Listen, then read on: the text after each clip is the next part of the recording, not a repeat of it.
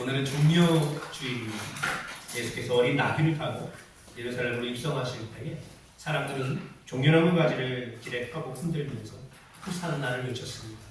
구원하소서 호산나.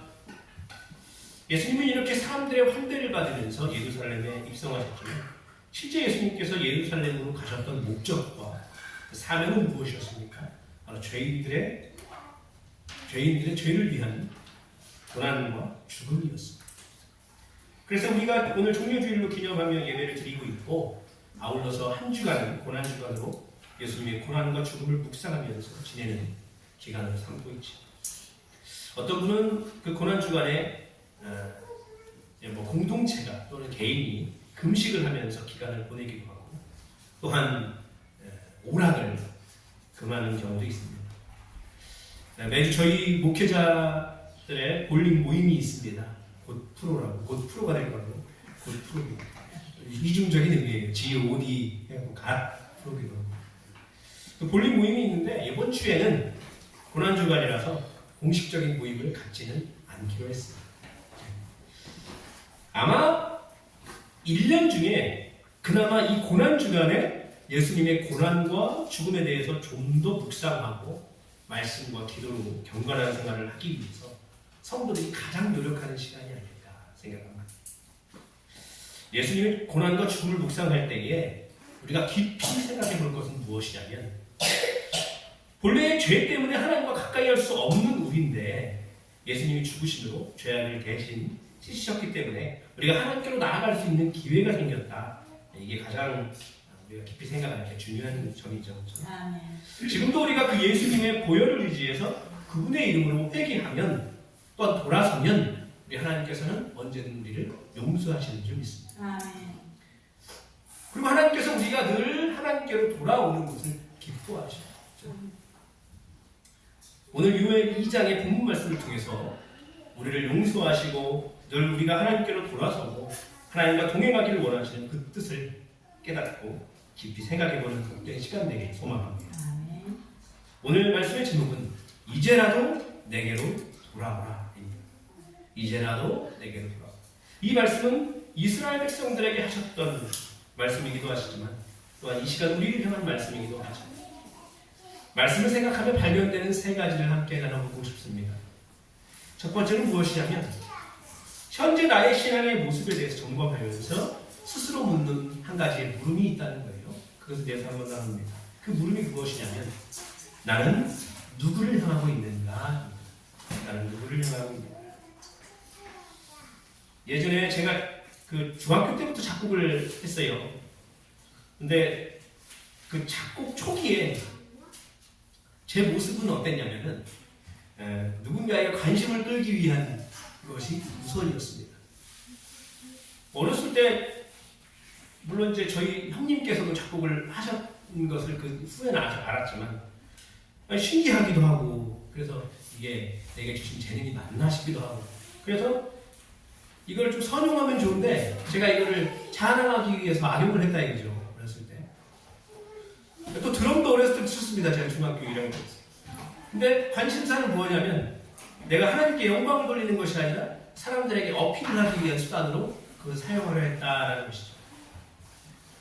제가 한참 후에서요, 하나님께 영광을 돌리기 위한 사역을 하게 되겠죠.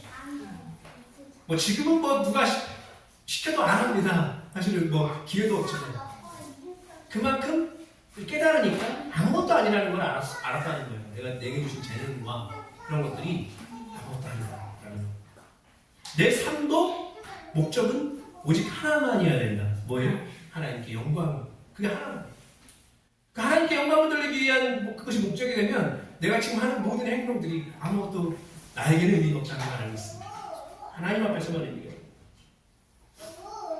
여러분, 저와 여러분 이 시간 온전한 예배를 드리고 있습니까?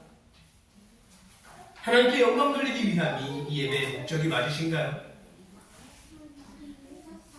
그렇습니다. 이 시간 저와 여러분은 하나님께서 기뻐하시는 예배를 드리고 있는 줄 믿습니다. 아멘. 여러분, 나는 누구를 향하고 있는가? 이 물음에 대한 바람직한 대답은 무엇이겠어요? 나는 하나님께로 향하고 있습니다. 나는 하나님께로 향하고 있습니다.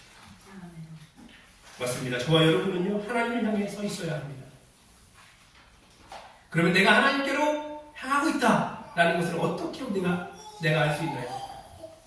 생각만으로 진실을 나타내는 것은 어렵습니다. 우리에게 주어진 신앙적인 그런 사명들을 지금 내가 잘 해나가고 있느냐, 그것을 보면 내가 하나님께로 향하고 있는지 아닌지를 알 수 있어요. 그것은 무엇이겠습니까? 어떤 것을 우리에게 맡기셨어요? 예배와 말씀입니다. 또 기도와 또 하나님 사랑, 이웃 사랑을 실천하는 것. 성교도 마찬가지겠고 구제도 그 안에 포함되어 있습니다. 이것을 내가 잘 감당하고 있느냐? 그것이 바로 내가 하나님 앞에 서 있느냐, 향해 서 있느냐, 이것을 알아볼 수 있는, 가늠할 수 있는 기준이 된다. 제가 예전에 사역하던 교회에서 청년들을 양육하면서 제가 영적 진단을 위해서 청년들에게 이런 질문을 했어요. 두 가지 중요한 물음이었는데, 하나는 무엇이냐면 예수님을 영접했습니까? 두 번째는 무엇이냐면, 그럼 예수님을 영접했다면 예수님을 영접한 사람은 어떻게 행해야 됩니까? 라고 제가 물었죠. 근데 당시에 그 청년들은 확신반 친구들이었습니다. 기초반 친구들이 아니었습니다. 확신반 친구들이었으니까 첫 번째 질문, 예수님을 영접했습니까? 거기에 대답을 다 했겠죠. 예로 대답했죠. 그런데 그럼 예수님을 영접한 사람은 어떻게 행해야 됩니까? 라고 질문을 했더니 의외로 그 질문에 답을 못하고 어벙벙하게 있는 청년들이 많았어요. 그래서 제가 한 가지 명제를 제시해요. 그럼 이게 맞는지 아닌지를 물었습니다. 뭐였냐면, 나는 매일 말씀을 묵상하는 것이 맞다고 생각합니다. 자, 매일 묵상하는 것이 맞습니다. 이것이 맞다고 생각하면 손을 들어주세요. 라고 했습니다. 그랬더니 다 손을, 웬만한 사람 다 들었죠? 근데 한 친구가 손을 안 들고 가만히 있는 거예요. 그래서 그 친구에게 물었습니다.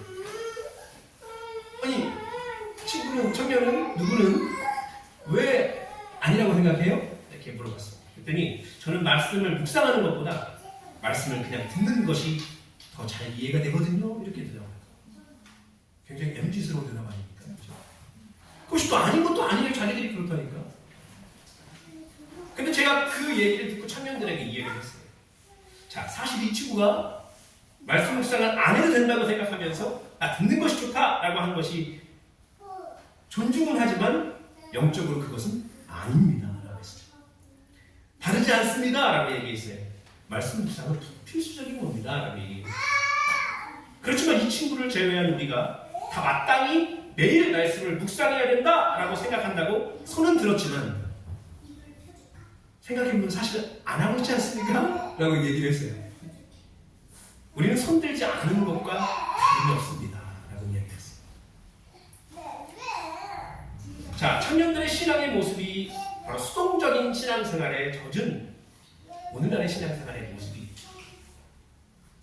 그래서 이 질문을 던진 그 날 다음에 한 구절씩, 매일 한 구절씩 말씀 묵상을 하고 제가 청년들에게 그 말씀 묵상하며 깨달은 것을 글로, 카톡으로 글을 써서 그것을 매일매일 나눠줬습니다. 그리고 피드백을 나눴습니다. 그래서 읽었으면 딸기 표시를 하나 해주십시오. 이렇게 했어요. 옛날에 해학교육 때도 그걸 했었거든요. 그래서 주말에 있을 때도 그걸 했어요. 그러면 딸기 표시를 하면 그걸 읽은 거야. 지하철에서 읽은 거예요. 근데 또 피드백을 하는 친구들은 자기도 그 말씀을 가지고 이런 점을 깨달았습니다. 이렇게 오늘 하루 살겠습니다. 라고 피드백을 하는 친구들도 있어요. 처음에는 없었어요. 별로 없었어요. 근데 하기 시작하니까 제가 하잖아요. 그것을. 제가 오늘 이 말씀에서 어떤 걸 깨달았어요. 이렇게 살겠습니다. 이걸 하니까 그 친구들도 그거 따라하는 거예요. 여러분 어떠세요? 공감 가시나요? 지금 청년들이 했던 피드백. 여러분 우리 교회 성도님들은 모두 구원의 확신이 있는 성도님이라고 믿습니다. 또 열심히 하나님을 위해 일하고 있는 동역자들이기도 하죠. 그렇죠? 그렇지만 영적으로 나를 점검하는 물음들 앞에서 우리도 확실히 대답하지 못하는 영적 상태에 놓여 있을 수 있기 때문에 늘 우리 점검해야 됩니다.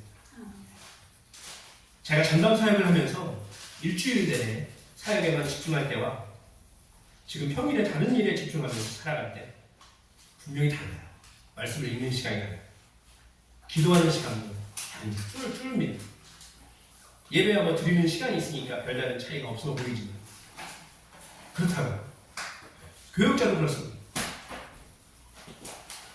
물론 이제 그런 신앙적 행동들이 우리의 말씀과 기도와 우리가 하는 신앙적 행동들이 믿음의 증거라고 100% 확신할 수는 없지만 그럼에도 하나님께로 향하고자 하는 신앙적인 노력임은 분명하다고 믿습니다. 아무나 할 수 없어요. 나는 누구에게로 향하고 있는가?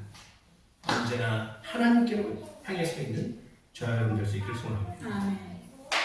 이제라도 내게로 돌아오라 하시는 말씀을 통해서 발견하는 두 번째 또 사실은 잘하고 있는 것 같지만 돌아서 하신다는 거예요. 지금 내가 하나님을 잘하고 있는 것 같은데 그러니까 하나님이 이상하게 돌아서 하라 이렇게 말씀하십니다.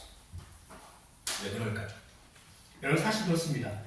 신앙생활을 여러분 잘하고 있어요. 근데 그때 잘하고 있는데 야 너 똑바로 해라 이렇게 한다고 해보세요. 맨날 만날 때마다 너 똑바로 해라. 그러면 기분 나쁘죠. 저도 기분 나쁜 것 같아요. 잘하고 있는데 그래서 저는 목회자로서 청년들을 사용할 때든 누구를 사용할 때든 그런 권면은 잘하지는 않습니다. 뭐 조언을 줄 때 뭐 이런 거 있잖아요. 기도 생활 잘해야 됩니다. 뭐 지금 말씀 생활 잘 안 하고 계시죠? 그래서 그래요. 뭐 이런 얘기 하지 않습니다. 하나님 그렇게 역사하지 않아요. 저도 부족하기 때문에 그렇게 말 못합니다. 그렇지만 설교를 통해서는 상담을 통해서는 제대로 신앙생활 하기를 그때는 권면해요. 또 권면합니다. 그리고 같이 잘하자고요. 그리고 제가 아까 말씀드렸죠? 노력이 뭐라고요? 서로 피리를 하기 위해서 말씀을 나눈다. 그게 하나의 같이 함께하기 위한 결론이었어요. 왜냐하면요. 왜 이렇게 하냐? 나는 잘하고 있다 스스로 생각할 수 있는데 하나님 보시기에는 잘하고 있지 않을 수 있어요. 오늘 본문에서 우리에게 주시는 권고의 말씀이 있습니다. 우리 13절 말씀을 함께 읽어보겠습니다. 13절 요엘 2장 13절 시작. 너희는 옷을 찢지 말고 마음을 찢고 하나님 여호와께로 마음을 찢으라. 그는 은혜로우시며 자비로우시며 노하기를 더디하시며 이내가 크시사 뜻을 돌이켜 재앙을 내리지 아니하시나니. 아멘. 우리가 누군가에게 미안한 일을 행했을 때 사과를 합니다. 미안해, 죄송합니다 라고 사과를 합니다. 다은이한테도 늘 어렸을 때부터 교육시켰어요. 미안해, 미안해. 또한 누군가에게 사과를 받아야 할 때도 있습니다. 그런데 소위 영혼이 없이 억지로 하는 듯한 미안해를 들을 때가 있죠. 그럼 우리가 느껴요, 그죠? 저 사람이 나한테 미안한 마음이 없구나. 그럼 우리가 뭐라고 얘기하나요? 좀 편한 상대할 때는 뭐라고 해요? 좀 진심을 담아서 사과해 주실래요? 이렇게 얘기하죠.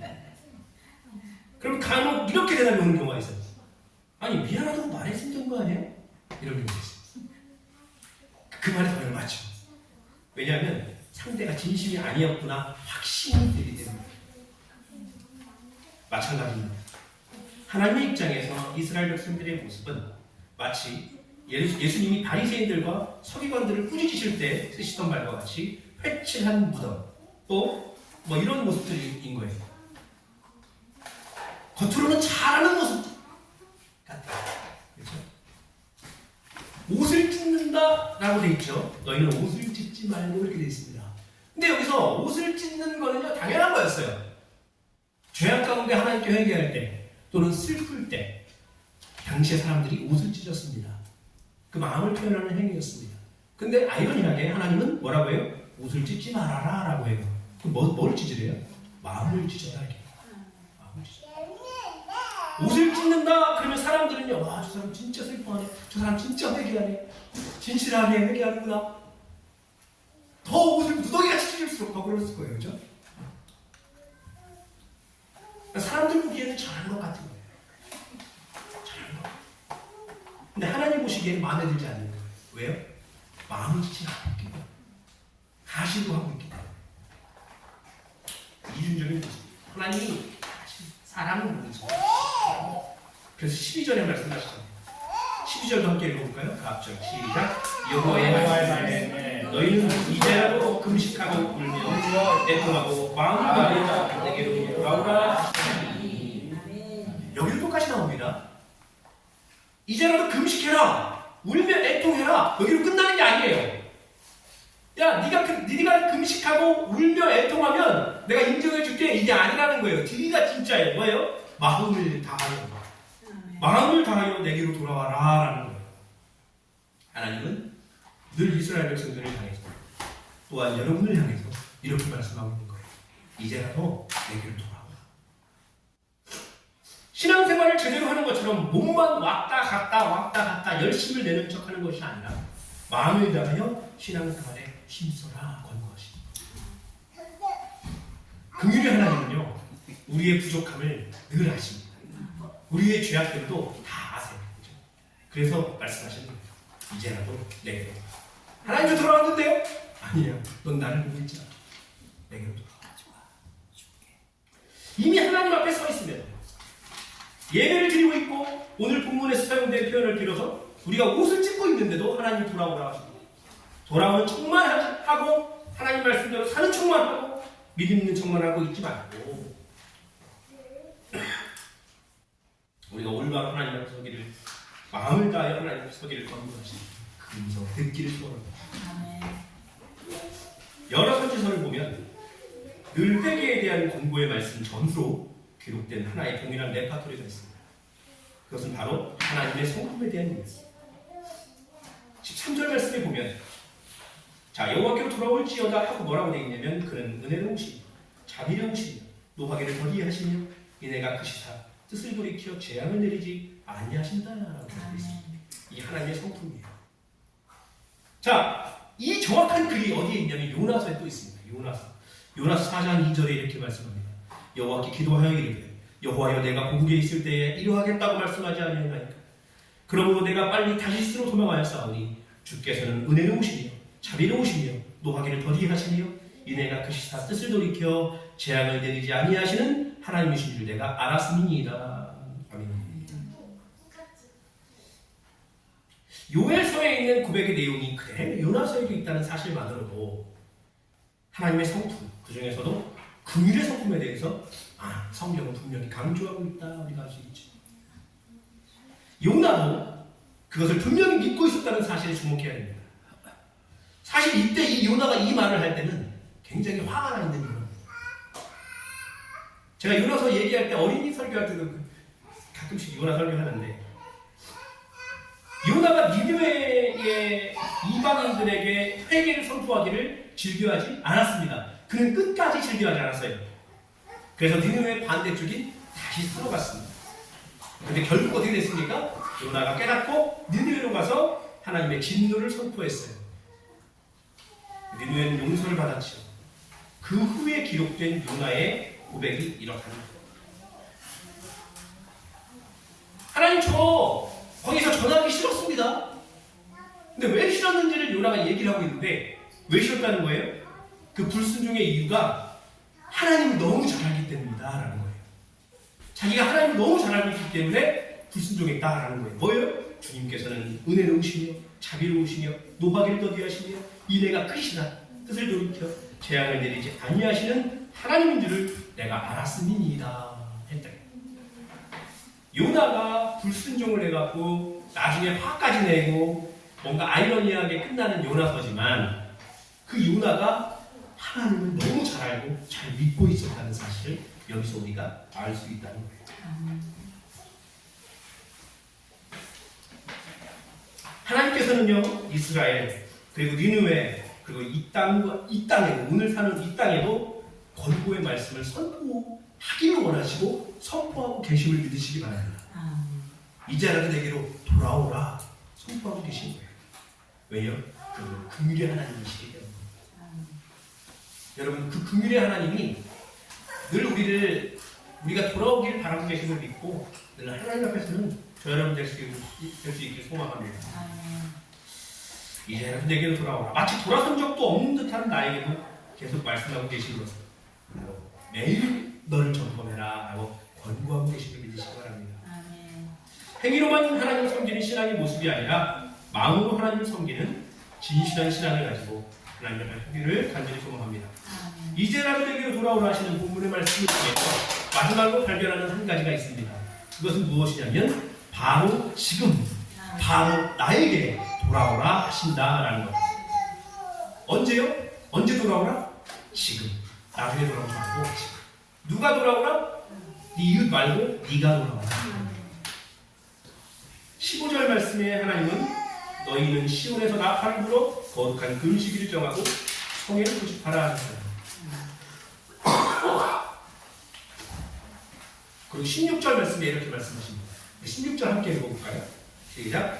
백성을 모아 그 모임을 거룩하게 하고 장로들을 모으며 어린이와 젖먹는 자들을 모으며 신랑을 그 방에서 나오게 하며 신부도 그 신방에서 나오게 하고. 아멘.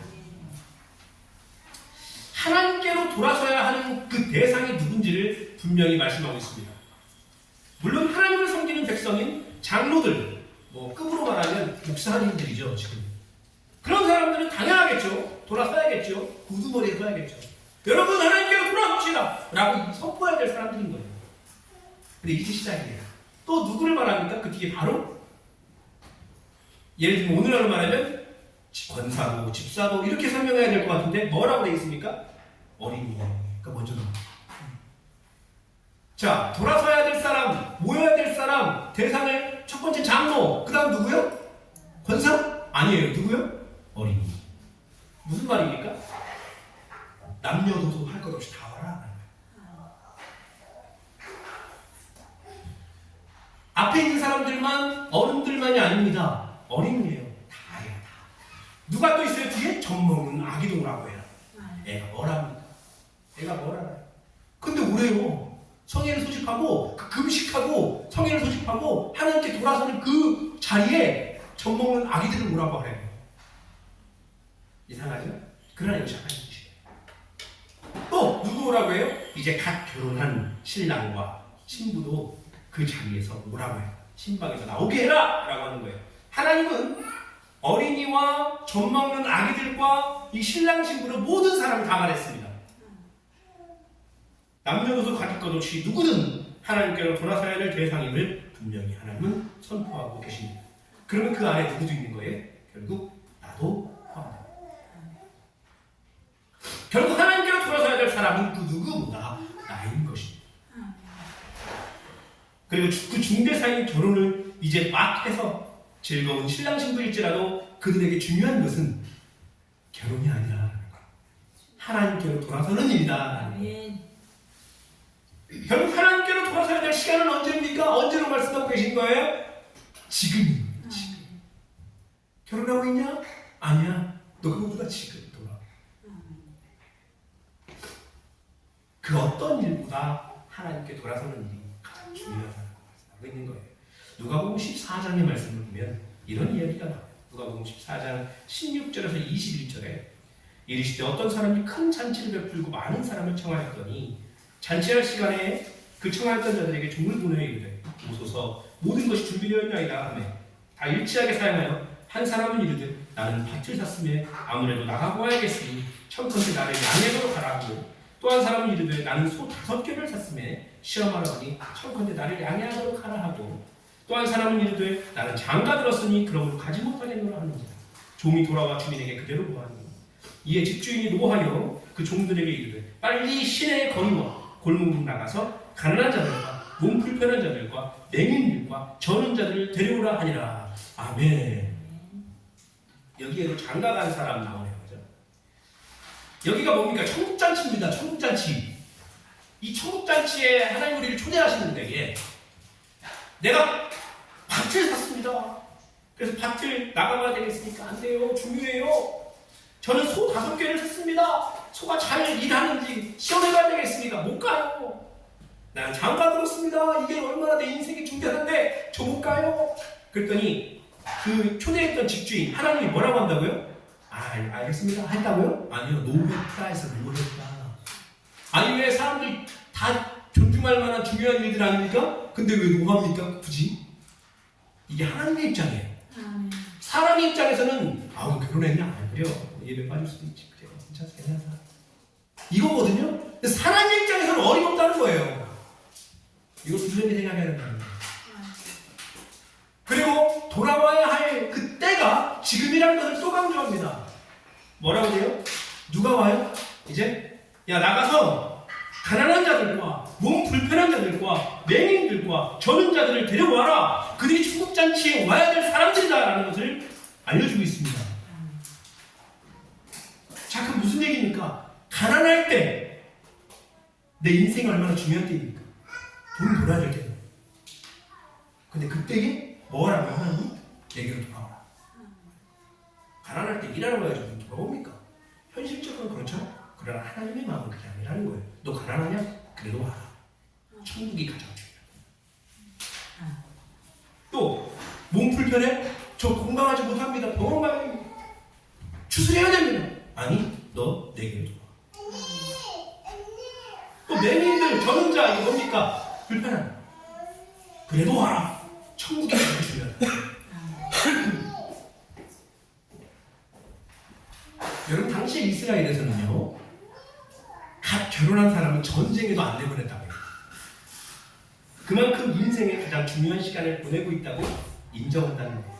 그러나 하나님 앞에서는 그런 것들 소용없다. 아무리 중요한 일을 삶 속에 하고 있더라도 하나님과 만나는 시간, 그 말씀 속에서 그분의 메시지를 찾는 시간, 기도로 그분과 만나는 시간에서 나는 제외될 수 없습니다. 저 나중에 하나님께 가보겠습니다. 여러분 이거 굉장히 쉽게 말할 수 있는 위험한 말입니다.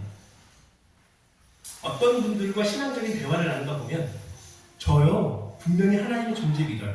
하나님 땅 만드신 거 믿어요. 그러나 교회는 나중에 때가 되면 가겠습니다. 이렇게 말씀하시는 분들이 계십니다.